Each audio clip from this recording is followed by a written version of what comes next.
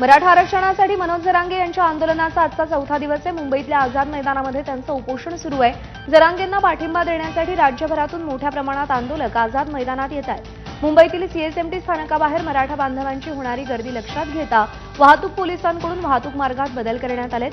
Mumbai CSMT आणि पालिकेच्या दिशेने येणारे सगळे मार्ग वाहतुकीसाठी आज बंद राहणार आहेत। मराठा आंदोलनाच्या पार्श्वभूमीवर सीएसएमटी परिसरात करण्यात आलेल्या वाहतुकीच्या बदलामुळे आझाद मैदान, मरीन ड्राईव्ह, पायधुनी आणि वडाळा वाहतूक पोलिसांना वाढीव कुमकही देण्यात आली आहे। आढावा घेतला आमच्या प्रतिनिधींनी, पाहूया।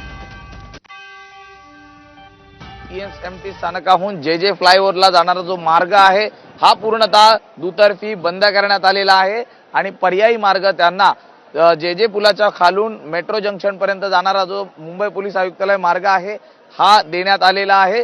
तर दुसरीकडे मेट्रो जंक्शनहून मुंबई महानगरपालिकेकडे येणारा महापालिकेचा जो मार्ग आहे हा देखील पूर्णतः बंद करण्यात आलेला आहे, कारण या ठिकाणीच आझाद मैदान लागून असल्या कारणाने मराठी बांधवांच्या अनेक गाड्या या ठिकाणी पार्किंगची व्यवस्था त्यांना देण्यात आलेली आहे। हुतात्मा चौक ते सीएसएमटी स्थानक या ठिकाणी येणारा मार्ग एक लेन सुरू असून तो मार्ग फ्रीवेच्या दिशेने वळवण्यात आलेला आहे आणि पुढून म्हणजे चौकातनं सीएसएमटी स्थानकापर्यंत येणारी वाहनं ही पूर्णतः बंद करण्यात आलेली आहे। आपण पाहतोय की मोठ्या प्रमाणात मराठा बांधवांच्या गाड्या या ठिकाणी तैनात करण्यात आलेल्या आहेत।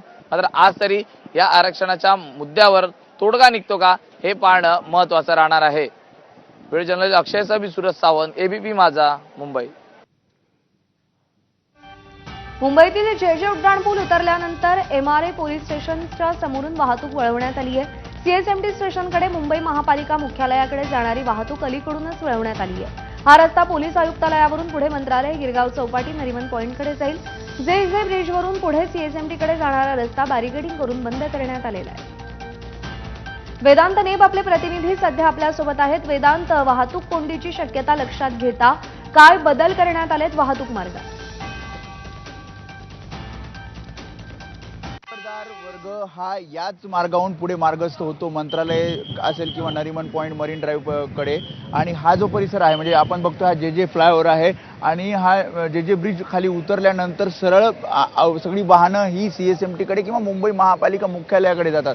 मात्र हाच रस्ता इथे आपण बघतोय पूर्णपणे बॅरिकेटिंग त्याला केलेलं आहे आणि हा रस्ता बंद करण्यात आलेला आहे।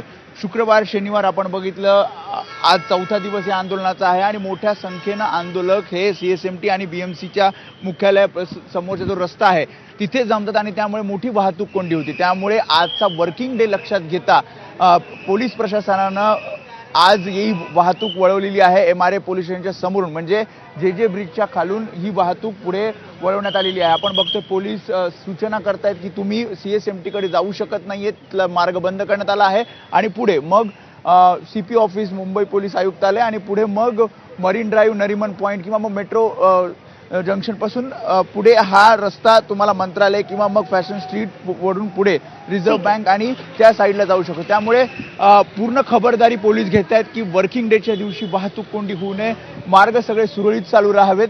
मात्र जशी पीक आवर चालू होईल म्हणजे 8-9 वाजता इथे मोठी गर्दी होऊ शकते आणि त्याचं नियोजन म्हणजे मुंबई पोलीस, त्यासोबत ट्रॅफिक पोलीस हे पूर्णपणे तैनात आहेत आणि वारंवार सूचना करतायत की तुम्ही या मार्गाने पुढे मार्गस्थ होऊ शकत नाही। त्यामुळे जे नोकरदार वर्ग आज सामान्य मुंबईकरांना किंवा मुंबईत येणाऱ्या नोकरदार वर्गाला कोणत्याही प्रकारचा त्रास, मनस्ताप होऊ नये यासाठी देखील प्रशासन काळजी घेताना दिसतंय। वेदांत, अपडेट जाणून घेत राहू। तुर्तास धन्यवाद।